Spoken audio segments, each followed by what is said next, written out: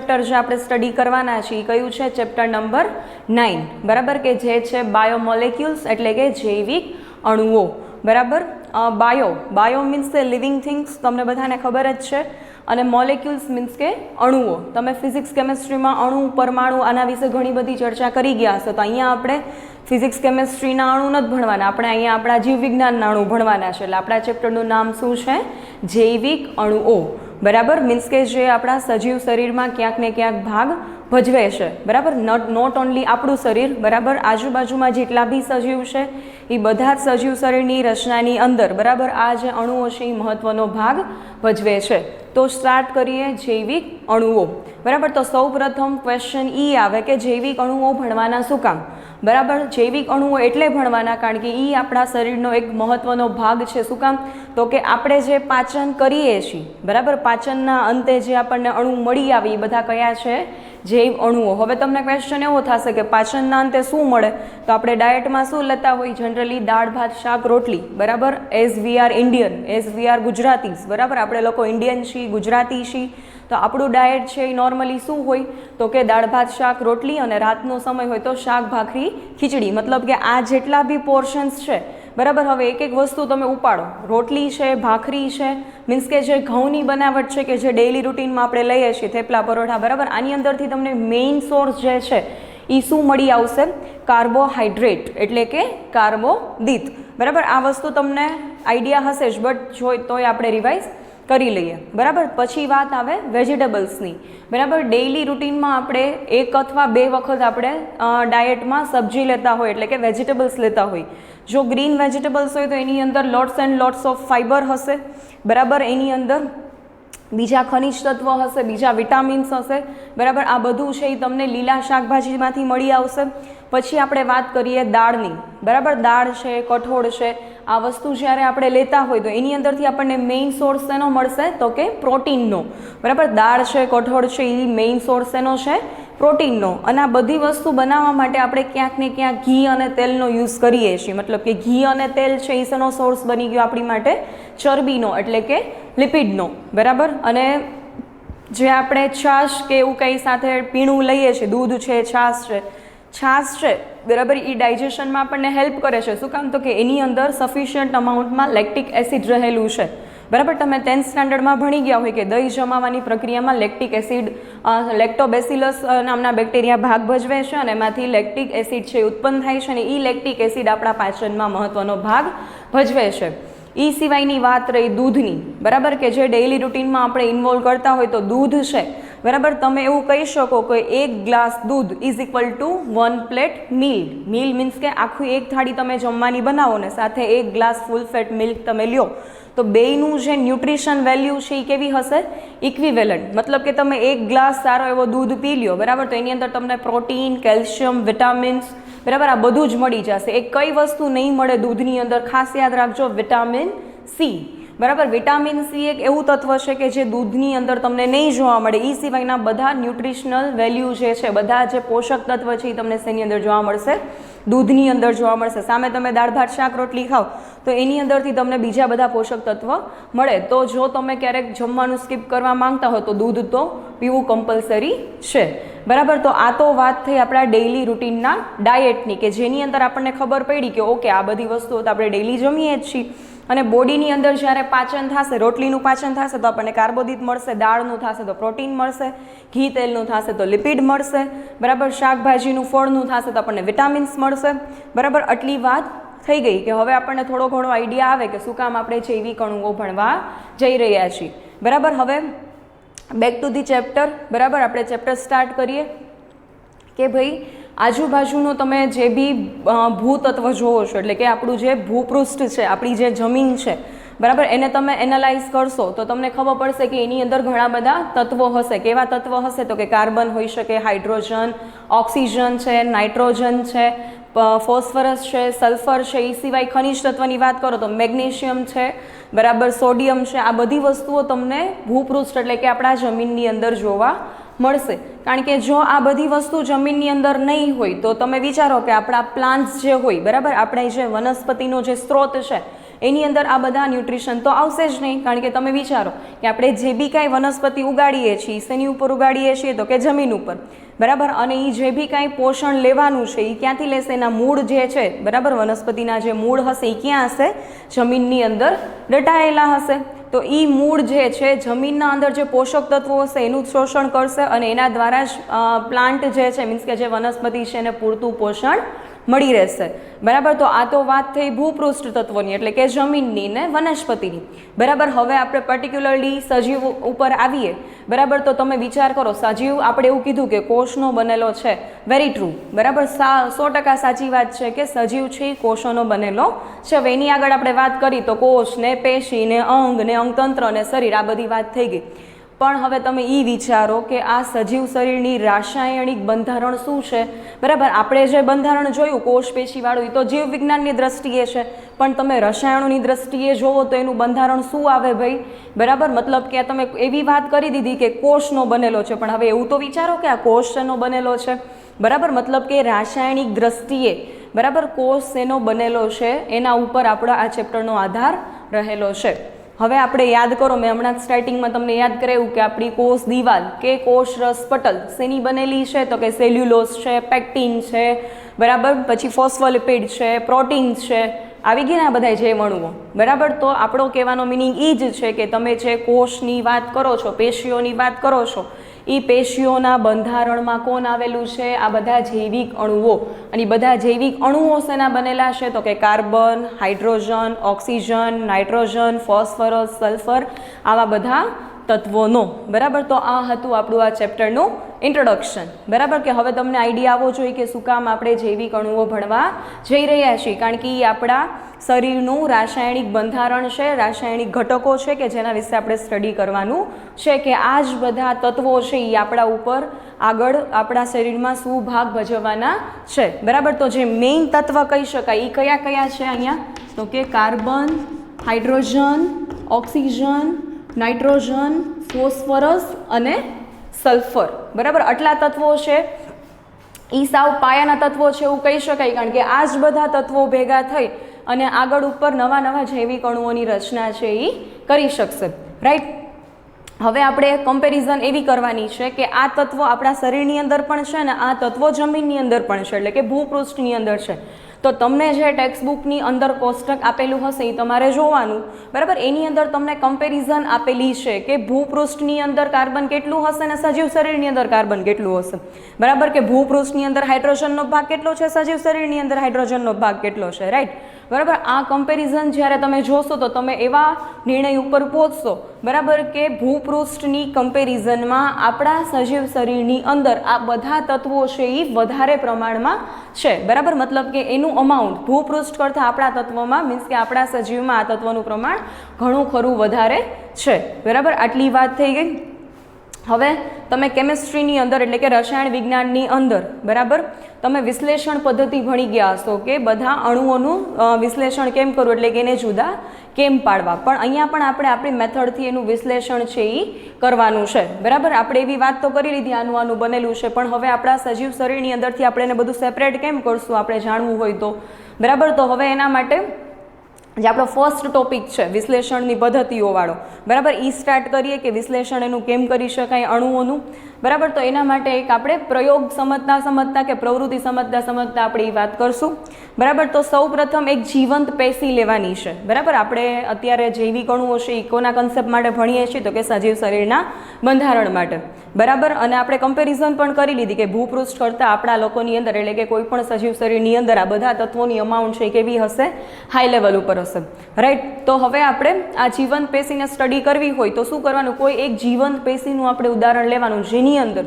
તમે કોઈ એક શાકભાજી છે એની છાલ લઈ શકો અથવા તો શાકભાજીનો કટકો લઈ શકો, કારણ કે આપણને ખબર છે, બરાબર, કે વનસ્પતિ છે એ પણ એક જીવંત સજીવ જ કહી શકાય, કારણ કે વનસ્પતિ પણ શ્વસન કરે છે, પાચન કરે છે, બરાબર. ખાલી એ હલનચલન નથી કરી શકતા, એ સિવાય સજીવની જેમ બધું જ વનસ્પતિ કરી શકે છે, એટલા માટે આપણે વનસ્પતિને જીવંતના ટેગની અંદર રાખી. તો જીવંત પેશીની અંદર આઈધર તમે કોઈ એક વનસ્પતિનો ટુકડો કે એની છાલ લઈ શકો, ઓર એલ્સ તમે એક યકૃત હોય, બરાબર, કોઈ બી સજીવ શરીર હોય કે મનુષ્ય હોય કે વોટેવર એનું યકૃત હોય એની પેશીનો એક ટુકડો તમે લઈ શકો, બરાબર. તો ફર્સ્ટ સ્ટેપ શું થયું તો કે જીવંત પેશીનો ટુકડો તમારે લેવાનો છે, બરાબર. જીવંત પેશીનો ટુકડો, બરાબર. હવે ટુકડો લીધા બાદ શું કરવાનું છે તમારે તો કે એ ટુકડાને તમારે ખાંડની દસ્તો લેવાનો. ખલ દસ્તો એટલે કે ખાંડની દસ્તો કે જેની અંદર આપણા મમ્મી ઘરે બધું ખાંડતા હોય, બરાબર. હવે શું કરવાનું, બીજી વસ્તુ આપણે કઈ લેવાની છે, ખાંડની દસ્તો લીધું, બરાબર. હવે એની અંદર શું કરવાનું તો કે આપણે જે બી પેશી લીધી છે જીવંત પેશી એના ટુકડાઓ એડ કરવાના. ટુકડાઓ એડ કર્યા બાદ એની અંદર હવે આપણે શું કરવાનું છે તો કે ટ્રાયક્લોરોએસિટિક એસિડ નામનું રસાયણ છે આપણે એની અંદર એડ કરશું, બરાબર. તો નેક્સ્ટ સ્ટેપ શું બનશે તો કે ટ્રાયક્લોરો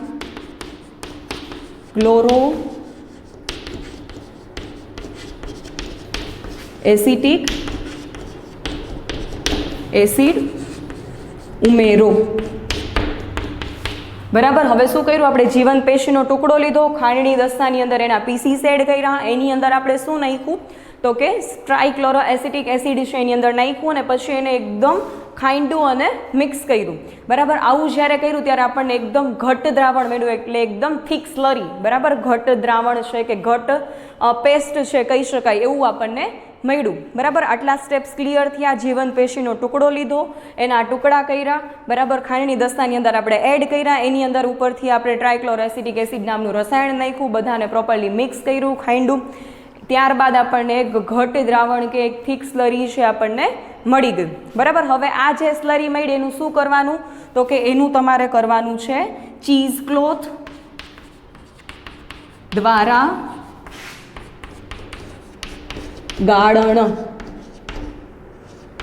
બરાબર. જે આપણને ઘટ્ટ સ્લરી મળશે અહીંયા આપણને શું મળશે, ઘટ્ટ સ્લરી એટલે કે આપણને ઘાટી એવી પેસ્ટ મળશે. એનું શું કર્યું આપણે ચીઝ ક્લોથ દ્વારા ગાળણ કર્યું, બરાબર. તમે કોઈ એક બીકર લઈ શકો છો, બીકર ઉપર તમારે ચીઝ ક્લોથ એટલે એકદમ જે સાવ પતલું ક્લોથ હોય, બરાબર, જે પતલું કાપડ હોય કે જે ગળની જેવું કામ કરે એને ઉપર રાખવાનું ને એની અંદર આપણે જે ખાંડની દસ્તામાં જે આપણી પાસે ઘટ્ટ પેસ્ટ મળી છે એની અંદર તમારે એડ કરવાની, બરાબર. હવે ટ્રાયક્લોરોએસિટિક એસિડ શું છે તો કે ભાઈ એસિટિક એસિડ એટલે પાછળ શું આવ્યું એસિડ, મતલબ કે એ આપણે રસાયણ જે છે એ કેવું છે એસિડ છે, રાઈટ. તો હવે તમે જ્યારે બીકર લ્યો છો, બરાબર, બીકર ઉપર ચીઝ ક્લોથ એડ કર્યું, ચીઝ ક્લોથની ઉપર તમે આ જે ઘટ્ટ પેસ્ટ છે એ એની અંદર ઉમેરી. હવે એ ઉમેરીને જ્યારે તમે એને પ્રોપરલી મિક્સ કરશો તો જે એસિડ દ્રાવ્ય ભાગ હશે, બરાબર, કારણ કે તમે સજીવ જે હતું જીવંત સજીવનું જે પેશી હતી એની અંદર તમે એસિડ ઉમેર્યું અને એને મિક્સ કર્યું, ખાંડ્યું અને પછી એની અંદર તમે એડ કર્યું, તો જે એસિડ દ્રાવ્ય ભાગ હશે એ ક્યાં આવી જશે નીચે બીકરમાં, અને ઉપર જે ભાગ વધશે એ કેવો વધશે એસિડ અદ્રાવ્ય, કે જે એસિડમાં દ્રાવ્ય નહીં થઈ શકે એવો ભાગ ઉપર વધશે ને એસિડમાં દ્રાવ્ય હશે એ ભાગ નીચે વધશે, બરાબર. અહીંયા આપણે થોડુંક એનું જોઈએ કે અહીંયા તમને જે દ્રાવણ મળશે એ કેવું હશે એસિડ દ્રાવ્ય, અને માની લ્યો કે આ ઉપરનું કપડું હશે ને એની ઉપર જે આ વધશે, બરાબર, અવશેષો એ કેવા હશે એસિડ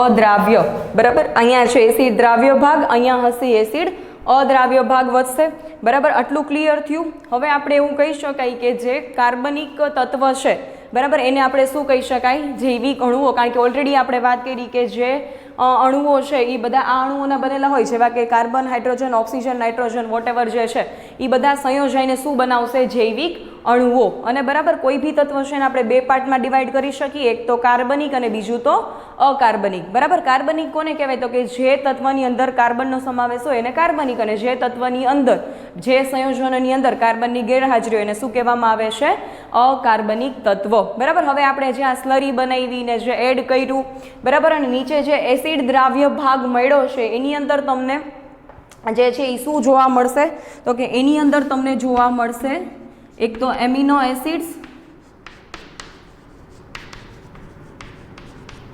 બીજું શું જોવા મળશે શર્કરા, બરાબર, ફેટી એસિડ, આ બધાનું શું જોવા મળશે તમને મિશ્રણ જોવા મળશે, કારણ કે જે તે આપણે સજીવ પેશીનો ભાગ લીધો, બરાબર, એ જે છે પેશી, કોષ, એ બધીની અંદર આ બધી વસ્તુ હશે, પ્રોટીન્સ હશે, બરાબર, લિપિડ્સ હશે, તો એ બધાના જે સ્મોલ અણુઓ છે કે જે નાના દ્રવ્યો છે એ બરાબર શેમાં આવી જશે? એસિડ દ્રાવ્ય એટલે કે કાર્બનિક છે કાર્બનિક તત્વ જે છે એસિડની અંદર કેવું હોય? દ્રાવ્ય હોય, અને બાકીનું જે છે એસિડ અદ્રાવ્ય, કે જેના વિશે આપણે અત્યારે વાત કરવાની થતી નથી, બરાબર. હવે આ જે એસિડ દ્રાવ્ય ભાગ છે એની અંદર આપણને જે મિશ્રણ મળ્યું એની અંદર આ બધું છે એ કેવું હશે? મિક્સ અમાઉન્ટમાં હશે, કે એની અંદર તમને એમિનો એસિડ પણ ફાઇન્ડ આઉટ થશે, શર્કરા પણ ફાઇન્ડ આઉટ થશે, ફેટી એસિડ પણ ફાઇન્ડ આઉટ થશે. જોઈને તો આપણને ખબર નથી પડવાની કે આની અંદર કેટલું પ્રોટીન છે ને કેટલું એમિનો એસિડ છે કે કેટલું લિપિડ છે, કે એવું આપણને જોઈને આઈડિયા આવશે નહીં, બરાબર. એક્સ્ટ્રા પોઈન્ટ છે કે જો આ જે તમને લિક્વિડ મળેલું છે એ શેનું છે? તો કે કાર્બનિક રસાયણનું છે. ખાસ યાદ રાખજો, એસિડ દ્રાવ્ય જે ભાગ છે એ કેવું છે? કાર્બનિક સંયોજનોનું મિશ્રણ છે અથવા તો રસાયણ છે એવું તમે કહી શકો. હવે એ જો છૂટા પાડવા હોય તો તમારી પાસે અલગ અલગ ટેકનિક્સ હોઈ શકે, જેવી કે ક્રોમેટોગ્રાફી ટેકનિક છે અને સેન્ટ્રીફ્યુગેશન છે, બરાબર. આ એક એક્સ્ટ્રા પોઈન્ટ છે જે તમારે નોટ કરી લેવાનો, કે જે આપણને કાર્બનિક રસાયણોનું દ્રાવણ મળે છે, બરાબર, એની અંદરથી તમારે અલગ અલગ જૈવિક અણુઓ છૂટા પાડવા હોય, કે એમાં પ્રોટીન મીન્સ કે અમીનો એસિડ કેટલું છે, કે શર્કરા કેટલી છે, કે ફેટી એસિડ કેટલા છે, એના માટે તમારે ક્રોમેટોગ્રાફી અને સેન્ટ્રીફ્યુગેશન આ બે ટેકનિક યુઝ કરી શકો, જેના દ્વારા તમે બધું સેપરેટ કરી શકશો. હવે ક્રોમેટોગ્રાફી ને સેન્ટ્રીફ્યુગેશન છે, બરાબર, એનું તમે ઇન બ્રીફ માહિતી તમને થોડીક આપી દઉં, બરાબર, કે ક્રોમેટોગ્રાફી ટેકનિકમાં એક ડ્રોઈંગ પેપર હોય, એની અંદર તમારે આ સેમ્પલ એડ કરવાના હોય ને એના અણુભારને આધારે બધા સેપરેટ થશે. તમારે બહુ ડિટેલમાં એના વિશે જાણવાની જરૂર નથી, but for the point of view of the NEET, બરાબર, તમારે ખાલી સેપરેશન ટેકનિકના નામ યાદ રાખવાના, કે સેન્ટ્રીફ્યુગેશન અને ક્રોમેટોગ્રાફી. હવે સેન્ટ્રીફ્યુગેશનમાં શું હોય? તો કે આ બધી વસ્તુઓને એક પર્ટિક્યુલર મશીનની અંદર મિક્સ કરવાના, અને જ્યારે સ્ટેબલ થશે ત્યારે ઉપર અને નીચે જે હજી સેપરેશન આવશે એના ઉપરથી તમે સેન્ટ્રીફ્યુગેશન કરી અને બધી જે અણુઓ છે એને છૂટા પાડી શકો છો, બરાબર. તો આટલી વાત થઈ ગઈ કે જેના આધારે આપણે અણુઓનું વિશ્લેષણ કરી દીધું. હવે નેક્સ્ટ પોઈન્ટ એવો આવે, બરાબર, કે અહીંયા આ આખો જે છે, બરાબર, એક્સપેરિમેન્ટ એ આપણો પૂરો થઈ ગયો, કે જેના દ્વારા આપણે શીખી ગયા, બરાબર, કે આ બધા અણુઓ આપણને કેવી રીતના ફાઇન્ડ આઉટ થશે કોઈ જે એક જીવંત પેશીની અંદરથી. હવે નેક્સ્ટ પોઈન્ટ આપણો કયો આવે છે? તો કે નેક્સ્ટ પોઈન્ટ છે એ અકાર્બનિકનો આવે, બરાબર, કે તમે કોઈ એક જીવંત પેશી લીધી, બરાબર, આખો એક્સપેરિમેન્ટ અહીંયા પૂરો. હવે નેક્સ્ટ વાત કરીએ કે તમે કોઈ એક જીવંત પેશી લીધી, બરાબર, સપોઝ કે તમે કોઈ એક પાંદડું લઈ લીધું. હવે એ પાંદડાનો ભીનો વજન એટલે કે જે એઝ ઇટ ઇઝ અવસ્થામાં છે એમાં એનો વજન કરી લ્યો. વજન કર્યા બાદ એને સૂકવી નાખો. સૂકવી નાખવાથી શું થશે? તો કે તમારું એમાંથી અંદર જે મોઇશ્ચર હશે એ બધું શું થઈ જશે? રિમૂવ થઈ જશે. ને પછી એનું શું કરવાનું? તમારે સંપૂર્ણ દહન, બરાબર, સંપૂર્ણ દહન જેવું તમે કરશો એ ભેગું જે કાર્બનિક તત્વ હશે એ બધા હવામાં ઉડી જશે, CO2 સ્વરૂપે કે વરાળ સ્વરૂપે કે વોટેવર સ્વરૂપે એ કાર્બનિક તત્વ છે એ બધા દહન દ્વારા હવામાં ઉડી જશે. અને પછી તમારી પાસે જે રાખ વધે છે, બરાબર, એના દ્વારા કહી શકો કે આ રાખ છે એ કઈ વસ્તુ છે? અકાર્બનિક તત્વ, બરાબર. આપણે કાર્બનિક કેવી રીતના સેપરેટ કર્યું એ જોઈ લીધું ને અકાર્બનિક કેવી રીતના કરશું? તો કે તમે કોઈ એક જીવંત પેશી લીધી, એનું પહેલાં ભીનું વજન કરી લીધું, પછી એને સૂકવવા દીધું, સૂકવી દીધા બાદ એનું સંપૂર્ણ દહન કર્યું. સંપૂર્ણ દહન જ્યારે તમે કર્યું, બરાબર, ત્યારે જે કાર્બનિક છે એ બધું ઉડી જશે, બરાબર, અને જે અકાર્બનિક તત્વ આપણી પાસે વધશે, બરાબર, કે જે રાખ સ્વરૂપમાં હશે. હવે એની અંદર કોનો સમાવેશ થાય? કે એની અંદર ભાઈ મેગ્નેશિયમ આવશે, સોડિયમ આવશે, પોટેશિયમ આવશે, એટલે એના ઉપરથી તમે ફોસ્ફેટ, સલ્ફેટ, બરાબર, આ જેટલા બી સંયોજનો છે એ બધા કેવા છે? અકાર્બનિક, અને એને મેળવવાની પદ્ધતિ આપણે પણ અહીંયા જોઈ લીધી, બરાબર. તો આ તો થયું all over introduction about the જૈવિક અણુ, એટલે કે એની અંદર આપણે મેઇન 4 અણુઓને ટાર્ગેટ કરવાના છે. એક તો પ્રોટીન, બીજું તો કાર્બોદિત, બરાબર, પછી લિપિડ અને ન્યુક્લિક એસિડ, બરાબર. હવે એક વસ્તુ એ પણ યાદ રાખી લો કે પ્રોટીન શેના બનેલા હોય? એમિનો એસિડ્સના. કાર્બોદિત જે છે એ શેના બનેલા હોય? શર્કરાના. લિપિડ જે છે એ ફેટી એસિડ અને ગ્લિસરોલના. અને જે ન્યુક્લિક એસિડ છે એ ન્યુક્લિયોટાઇડ ને ન્યુક્લિયોસાઇડ આ બધી વસ્તુઓના બનેલા હશે. એની ડિટેલ્સ આપણે હમણાં ઉપર આગળ જોશું, બરાબર. તો આ આખું ઓવરઓલ જે છે મારું ઇન્ટ્રોડક્શન અને એનાલિસિસની જે મેથડ્સ છે એ અહીંયા પૂરી થઈ. હવે નેક્સ્ટ જે છે એ આપણે શું જોવાનું છે? તો કે આ બધા અણુઓના સ્ટ્રક્ચર વિશેની માહિતી, બરાબર.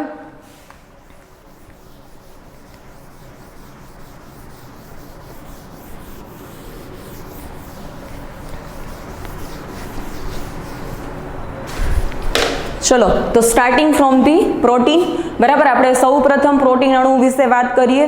પ્રોટીન છે એ શેનું બનેલું છે? અમીનો એસિડનું. બરાબર, એક સ્ટોરી યાદ રાખી લો કે જેવી રીતના તમે યાદ રાખ્યું કે કોષ છે, પછી પેશી આવશે, અંગ તંત્ર અને શરીર, એ આપણને ગોખાઈ ગયું હોય, એવી જ રીતના જે પ્રોટીન છે, બરાબર, એ એક મોટો અણુ છે, જૈવિક અણુ છે, બરાબર, જે બૃહદ અણુ કહી શકાય, જે મોટો અણુ કહી શકાય, મેક્રોમોલિક્યુલ, બરાબર, એવો છે. હવે એ શેનો બનેલો છે?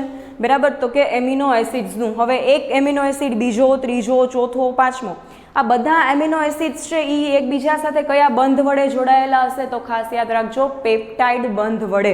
બરાબર, આની માહિતી પણ આપણે આગળ ઉપર જ્યારે પ્રોટીનનું સ્ટ્રક્ચર જોશું ત્યારે આપણે જોશું. બરાબર, કે એક અમીનો એસિડ બીજા અમીનો એસિડ સાથે જોડાય તો એ બે વચ્ચેનો બંધ હશે એ કયો હશે? પેપ્ટાઇડ બંધ. બરાબર, સપોઝ કે મારી પાસે આ એક ચોકસ્ટિક છે, એક અમીનો એસિડ ફાઇન્ડ આઉટ કરી લ્યો, અને આ બીજો. બરાબર, આ બે અમીનો એસિડ જેના દ્વારા જોડાય એ બે વચ્ચે જે બંધ બનશે એ બંધનું નામ છે પેપ્ટાઇડ બંધ. બરાબર, એવી રીતના જો મારી પાસે આ એક શર્કરા છે અને આ બીજી શર્કરા હોય ને, શર્કરા જ્યારે એકબીજા સાથે જોડાશે તો એની વચ્ચે કયો બંધ આવશે? સેકેરાઇડ બંધ. એની વચ્ચે કયો આવશે? સેકેરાઇડ બંધ. તો હવે આપણે વાત કરીએ અમીનો એસિડની, કે આપણને ખબર પડી ગઈ કે પ્રોટીન્સ છે એ અમીનો એસિડના બનેલા છે. બરાબર, તો હવે અમીનો એસિડના સ્ટ્રક્ચર વિશે આપણે વાત કરશું. બરાબર, જોજો સિક્વન્સમાં આપણે અંદર જતા જઈએ છીએ, ક્યાંય ગાપચી મારતા નહીં. બરાબર, પ્રોટીન શેના બનેલા છે? અમીનો એસિડ્સના. ને આપણે વાત કરીએ છીએ અમીનો એસિડના સ્ટ્રક્ચરની. બરાબર, તો અમીનો એસિડનું જે સ્ટ્રક્ચર છે એ શેનું બનેલું છે? આલ્ફા કાર્બનનું. બરાબર, તો અહીંયા આપણે અમીનો એસિડનું સ્ટ્રક્ચર છે એ ક્લેરિફાઈ કરીએ. બરાબર, આ જે કાર્બન છે ને કયો કાર્બન કહેશું આપણે? આલ્ફા કાર્બન, કે જેની આજુબાજુ, બરાબર, શું આવશે? એક તો અહીંયા NH3+ અને બીજું આવશે અહીંયા COOH-. બરાબર, આ કયું ગ્રુપ છે? એમિનો. બરાબર, અહીંયા તમારા બેઝ ક્લિયર થાય છે, ખાસ ધ્યાન રાખજો. આ ગ્રુપ કયું છે? એમિનો. અને જ્યારે આ ગ્રુપ કયું કહેવાશે? COOH, કાર્બોક્સિલ, એટલે કે કાર્બોક્સિલિક એસિડ. પણ આપણે એને અહીંયા કાર્બોક્સિલ ગ્રુપ તરીકે ઓળખશું. યાદ કરો 10મું ધોરણ, બરાબર, ચેપ્ટર નંબર 4, કાર્બન અને તેના સંયોજનો. એની અંદર આપણે બધા ક્રિયાશીલ સમૂહો વિશે વાત કરી હતી. બરાબર, એ જ બધાય છે. આ કયું ગ્રુપ થઈ ગયું? એમિનો. અને આ કયું થઈ ગયું? કાર્બોક્સિલ. Amino acid. બરાબર, આનું એકચ્યુઅલીમાં નામ શું છે? Carboxylic acid. અને આનું નામ છે એમિનો. તો એમિનો એસિડ. એમિનો ક્યાંથી આવ્યું? તો કે NH4 એમોનિયા હોય એના ઉપરથી NH3+ છે, એટલે આપણે અહીંયા એમિનો ગ્રુપ લખ્યું, એટલે એ કન્ફ્યુઝ થવાનું નથી. બરાબર, કે આ નામ બધા ક્યાંથી આવ્યા? NH3 છે એટલે કે એમોનિયા, એમોનિયા ઉપરથી એમિનો. બરાબર, અહીંયા છે કાર્બોક્સિલિક એસિડ, એટલે એનું આપણે એસિડ લેશું ને નામ ભેગું કરીને આપણે આપી દઈશું એમિનો એસિડ. તો આપણે હજી બે સંયોજકતા પૂરી કરી, હજી બે બાકી છે. તો એક છે એ ફિક્સ હશે. શું હશે? હાઇડ્રોજન ગ્રુપ હશે. અને જે થર્ડ વન છે, ફોર્થ વન, એ કયું હશે? R group. આર એટલે કે વેરિયેબલ ગ્રુપ, કે જ્યાં અલગ અલગ તત્વ જોડાઈ શકશે. બરાબર, તો એમિનો એસિડનું જે બેઝિક સ્ટ્રક્ચર છે એ આપણે અહીંયા ડ્રો કર્યું, કે આને કયો કાર્બન કહેશું આપણે? Alpha carbon. શું કામ?